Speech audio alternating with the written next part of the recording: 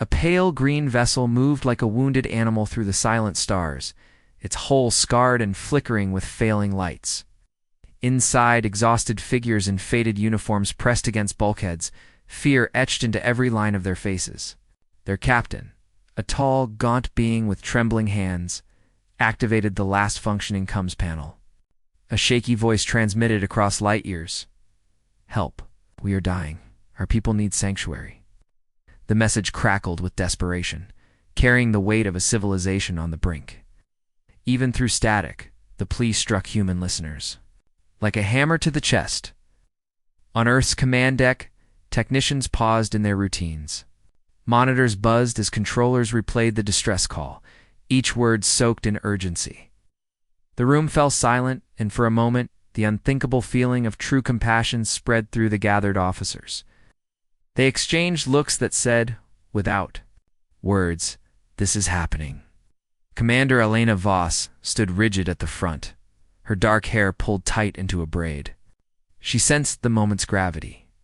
Humans had answered countless calls, but never one so raw, so immediate. Voss stepped forward, voice steady. "Prepare the Nova Squadron," she ordered. Her officers sprang to action, eyes bright with purpose.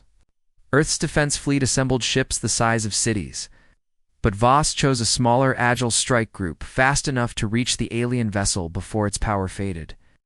In the hangar, pilots checked suits and weapons, their hearts pounding not with fear but with determination.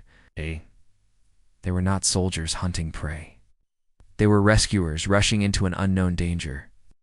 Each took a quiet breath, thinking of home and why they wore the uniform. As the squadron launched, the alien ship drifted closer to human space, leaving a dim trail of ionized gas. Through the viewport, Voss watched distant blue continents fade behind them. Memories of childhood nights, gazing up at the same stars, filled her with warmth. She imagined scared creatures aboard that vessel reaching out across the void, trusting in human goodwill. It felt fragile, a thin thread connecting to worlds, but she held it tight. When they arrived, the alien ship hung like a wounded bird. In the void, its engines sputtered. Gravity wells sputtered. Voss's shuttle glided alongside, thrusters hissing.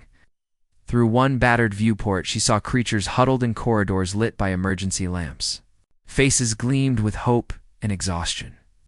Among them moved small children with wide, innocent eyes and elders whose strength was fading. Voss remembered her own grandmother, fragile and frail, seeking comfort in a granddaughter's arms. She vowed to protect these strangers as she would her own family. Voss opened the comlink. "This is Commander Voss of Earth's Defense Fleet. You are safe now. We will help you." Her voice, calm but firm, carried across the vacuum. "Ship," a collective gasp rippled through the refugees. The captain, tears sliding down a mottled cheek, bowed deeply. Relief and disbelief mingled in his eyes. He managed a whisper, "Thank you." In that moment, diplomacy bloomed like a fragile flower in a war-torn field. Behind them, a team of medics floated into position. They carried patches, injectors, blankets designed to adapt to various physiologies. For every alien they treated, the human doctors showed gentle care, learning strange anatomy on the fly.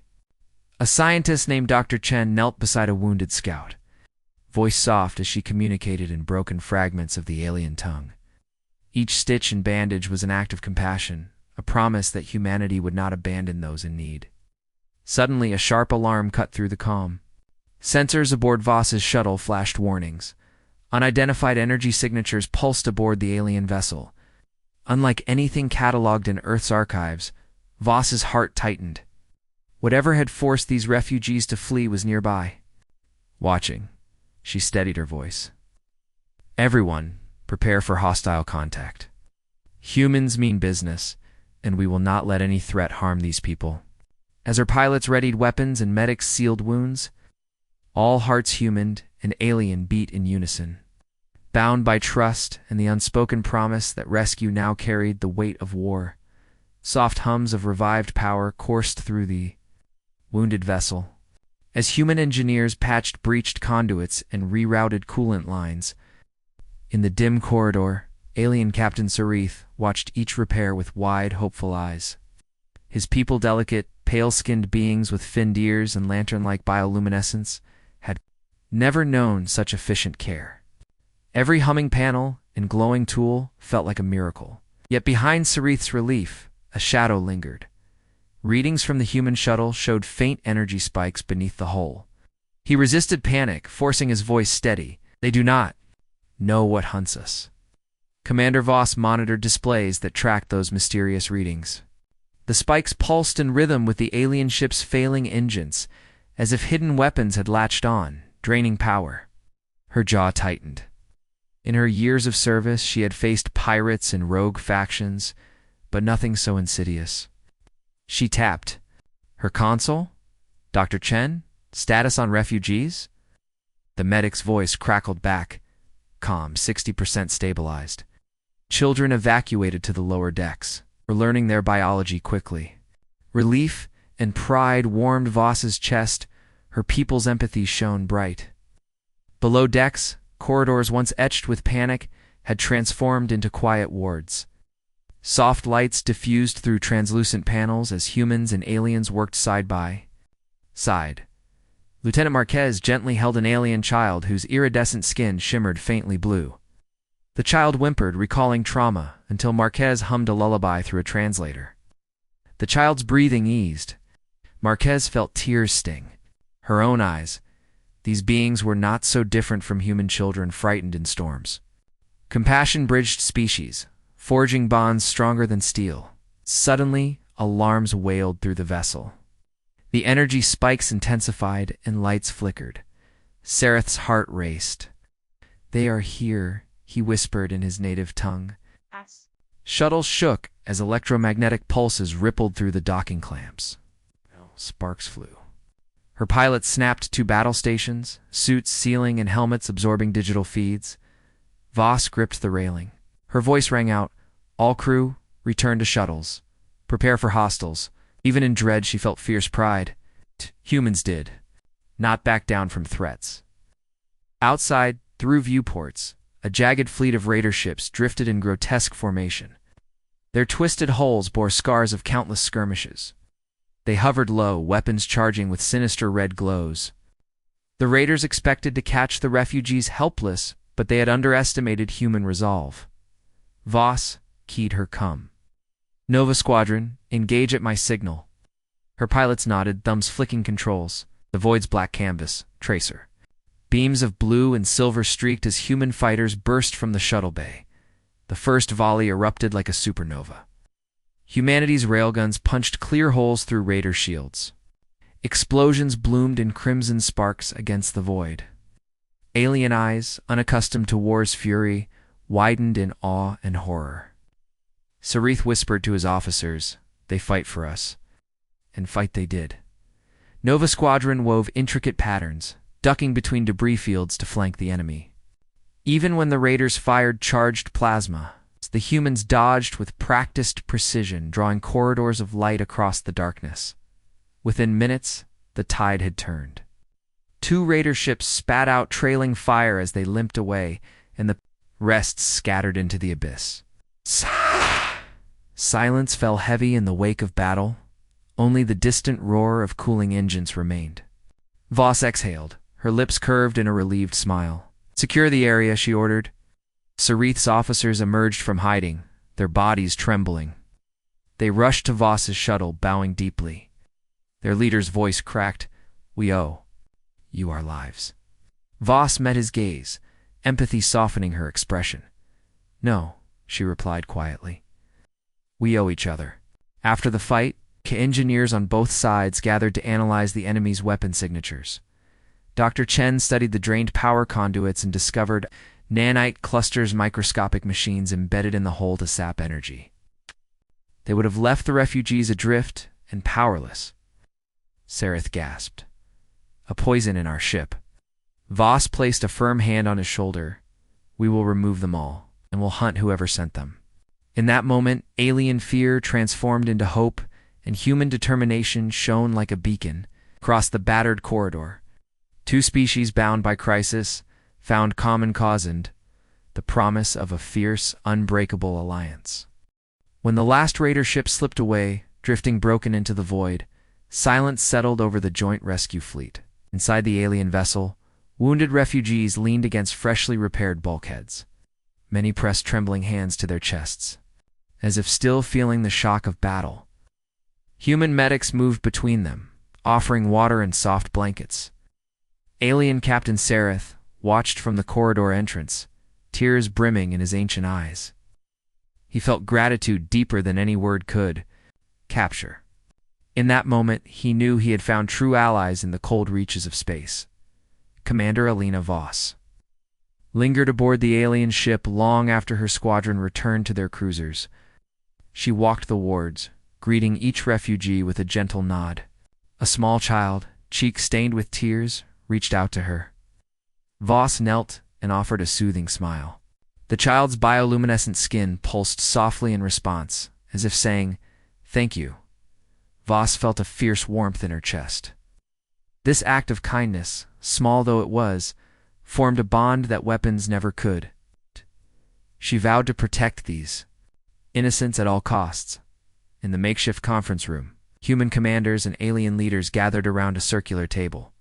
Holographic projections of star charts floated above them, showing the paths of the raiders and the location of the warlord's stronghold. An alien elder, her voice quivering yet determined, recounted how the warlord had seized their homeworld's core crystal and used it to power his weapons. "Our children froze in darkness," she said, "and we could not save them." Murmurs of sorrow rippled through the room. Voss's eyes hardened. "Then we will return the crystal," she declared, "and break his tyranny." Earth's lead xenobiologist scanned energy readings from the enemy's nanite clusters. She pointed to a data stream. "These machines are more advanced than any we've seen. They adapt quickly. If we strike directly at his base without a plan, we risk more lives." The alien technicians nodded, recognizing the truth. Sareth tapped his helmet thoughtfully. "We can guide you through our asteroid fortress's tunnels. Our scouts know hidden passages." The two sides leaned forward, sharing maps and strategies. In that room, mistrust vanished, replaced by resolve. Back on her flagship, Voss stood on the observation deck, watching the alien ship drift like a wounded friend.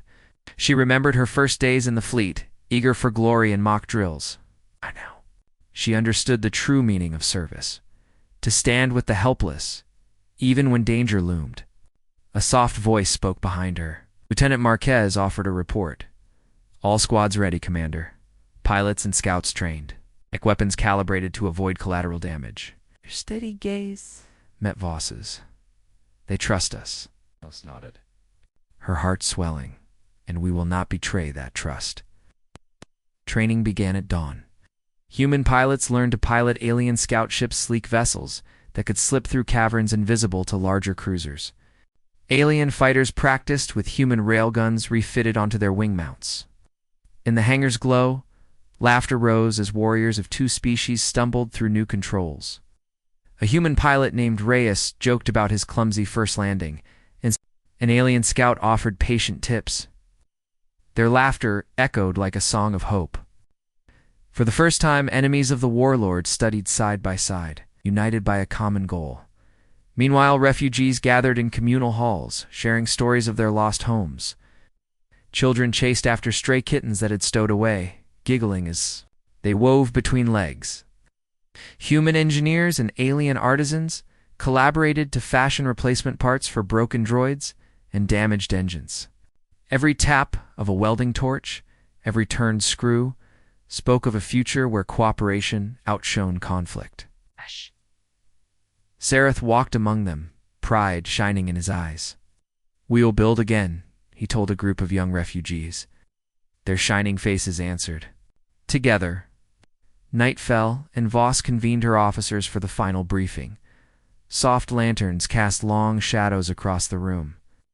She traced her finger along the projected base's contour line. "We strike here," she said, pointing to a narrow gorge. "Our mixed teams will infiltrate ahead of the main fleet. Once the central reactor is secured, we signal the cruisers to provide cover. Timing will be critical." They looked into each face, alien scouts and human lieutenants alike. "Remember why we fight," Remember the children who sleep safely tonight because of us. Tomorrow, we carry their hope into war. At first light, ships gathered at the launch point. Voss stood on the deck of the lead frigate, helmet under her. Arm beside her, Captain Sereth adjusted his finned crest in quiet ceremony. No words passed between them, none were needed. They shared a nod of mutual respect. As the engines roared to life, refugees and crew watched from observation windows. The fleet's glow lit the corridor like rising suns. In that moment, all hearts beat as one, ready to face the darkness and prove that when humans mean business, they do so with courage, compassion, and unwavering resolve. Asterisk's soft red light bathed the narrow gorge as Nova Squadron and alien scouts slipped through its rocky walls. Commander Voss led the way in a small reconnaissance craft, its thrusters whispering against the stillness. Her heart beat steadily. She thought of the refugees, safer now, and knew this mission must succeed. Behind her, Captain Sereth guided his scouts with silent hand signals. Every footstep, every careful breath, carried the weight of two civilizations. Trusting in their courage, inside the hidden tunnel, the air grew stale and thick with dust. Human engineers had adapted their suits to the alien atmosphere, but every gasp reminded them of the stakes. Lieutenant Marquez paused, shining her helmet lamp on ancient alien glyphs carved into the stone. These markings told of a time when their people lived in peace before the warlords seized power. Marquez pressed her gloved hand to the wall as if touching history itself. Around her, scouts traced the symbols, their bioluminescent patterns flickering with emotion. Suddenly, a low rumble shook the tunnel. Rock dust rained from the ceiling. Voss raised her hand, heart racing. Secondary tunnel collapsing, she whispered. The team sprinted forward, boots scraping uneven ground. Sereth's scouts used compact drilling tools to shore up loose stone. Sparks flew as metal met rock. The rumble softened to a distant echo, and they emerged into a wider cavern. Gasps filled the air. Before them stood a maintenance hatch and unguarded back door into the warlords' arsenals. Relief and tension warred in their chests. Beyond the hatch, corridors of the asteroid fortress hummed with activity. Sentinels in dark armor patrolled. In predictable patterns, human pilots adjusted to the silence, blending shadows with alien cloaking tech. Marquez's voice crackled in Voss's earpiece. We are in position. Voss took a steadying breath. Proceed on my mark. Her team fanned out, each pair moving toward weapon caches and reactor controls. Every footfall felt like thunder in the hush of enemy halls. In the central armory, rows of energy rifles glowed with menacing light. 2 human engineers and 3 scouts worked swiftly to rig charges on the racks. Sereth paused, heart heavy, at the thought of destroying weapons, yet he knew these arms would fuel more terror if left intact. He glanced at a young scout whose wide eyes reflected fear and resolve. In a steady voice, Sereth reminded him, "We end this now, so our children can live." The scout nodded, steeling his nerves. Meanwhile, Voss and her lieutenants stealthily navigated toward the reactor control room. Heavy doors loomed ahead. Reinforced with layers of metal, Voss's gloved fingers danced over her console, sending command signals to breach the locks. The panel clicked, and the doors slid open with a quiet sigh. Inside, the reactor's pulsing core glowed with blinding energy. Dr. Chen's voice came through.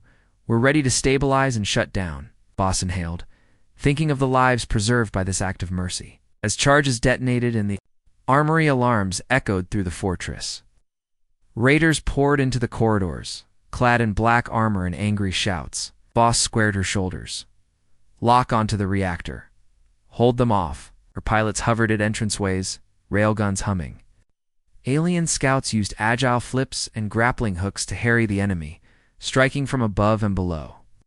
Blinding flashes and staccato bursts of energy lit the halls. Every moment felt suspended between hope and danger. In the reactor chamber, Dr. Chen and alien engineers worked in tense harmony. Sereth knelt beside the core, placing adaptive neutralizers on each conduit. When the final clamp locked, the reactors glowed dim to a soft pulse.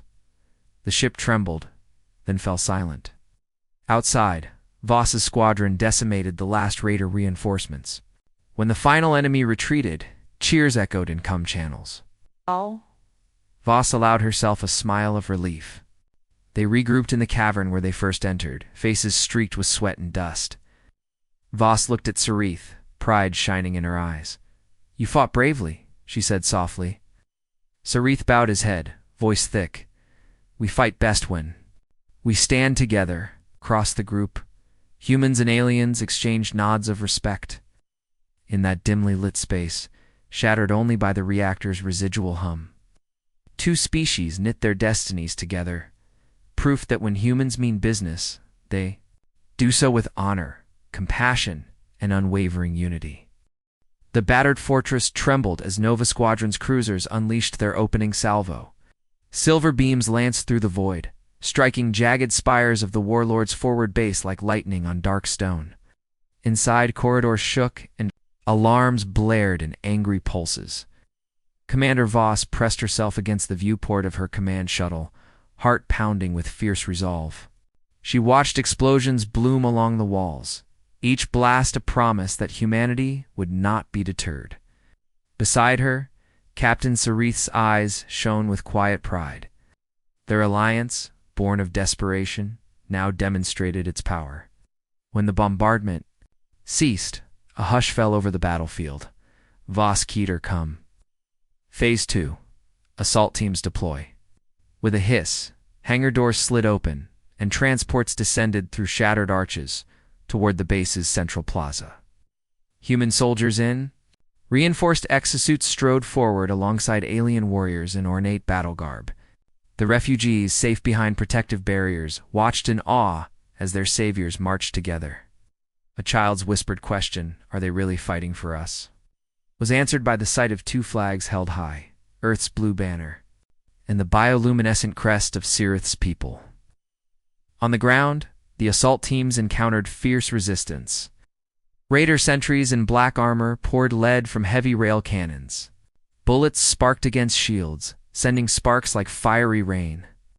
Lieutenant Marquez ducked behind a crumbling pillar and fired back with precision, her voice calm in the roar of battle. Ow!